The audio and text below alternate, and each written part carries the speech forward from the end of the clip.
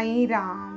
श्री साईं सच्चरित्र अध्याय 21। घोड़ी की लिद के 9 गोले।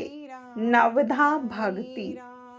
एक समय एक सौदागर यहाँ आया। उसके सम्मुख ही एक घोड़ी ने लीद की।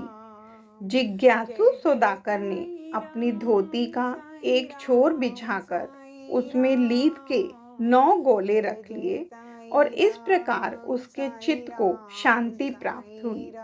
श्री पाटणकर इस कथा का कुछ भी अर्थ न समझ सके, इसलिए उन्होंने श्री गणेश दामोदर उपनाम दादा केलकर से अर्थ समझने की प्रार्थना की और पूछा कि बाबा के कहने का अभिप्राय क्या है।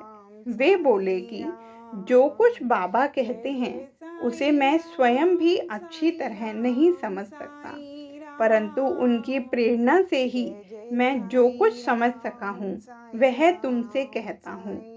घोड़ी है ईश कृपा और 9 एकत्रित गोले हैं नव विद्या भक्ति यथा श्रवण कीर्तन नाम स्मरण पाद सेवन अर्चन वंदन दास्य सख्य आत्मनिवेदन। ये भक्ति के 9 प्रकार हैं। इनमें से यदि एक को भी सत्यता से कार्य रूप में लाया जाए तो भगवान श्री हरि अति प्रसन्न होकर भक्त के घर प्रकट हो जाएंगे।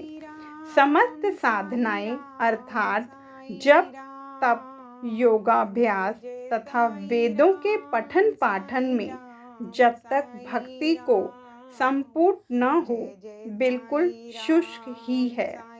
वेद ज्ञानी या ब्रह्म ज्ञानी की कीर्ति भक्ति भाव के अभाव में निरर्थक है।